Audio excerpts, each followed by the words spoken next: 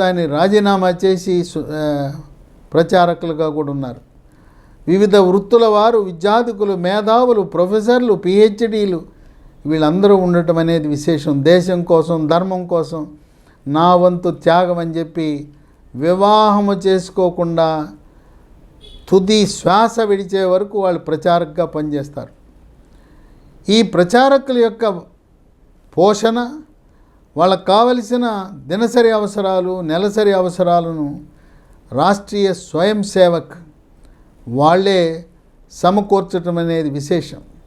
వారికి ఆరోగ్య అవసరాలున్నా కుటుంబాన్ని వదిలి ఆర్ఎస్ఎస్ఏ నా తల్లి, ఆర్ఎస్ఎస్ఏ నా తండ్రి, ఆర్ఎస్ఎస్ఏ నా గృహం, ఆర్ఎస్ఎస్ఏ నాకు సర్వస్వం అని వచ్చిన వారిని కుటుంబ సభ్యుల్లా వారికి కావలసిన ఆరోగ్య అవసరాలను సమకూర్చటం అనేది ఒక విశేషం.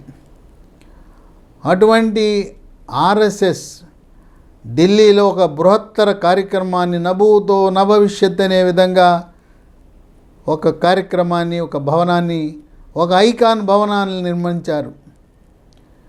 ఈరోజు కూడా ఆర్ఎస్ఎస్ హెడ్ క్వార్టర్ అంటే నాగపూరే, మహారాష్ట్రలో ఉండే నాగపూరే.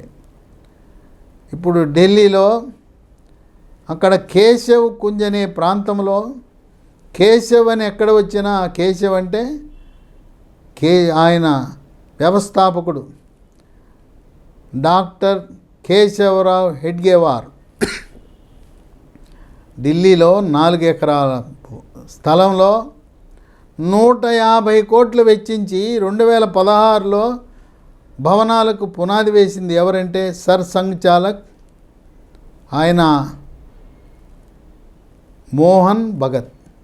ఆయన పునాది వేశాడు 2016లో. నేటికి భవనాలు పూర్తయినాయి. దీనికి కావలసిన నిధుల కొరకు 75,000 మంది స్వయం సేవకులు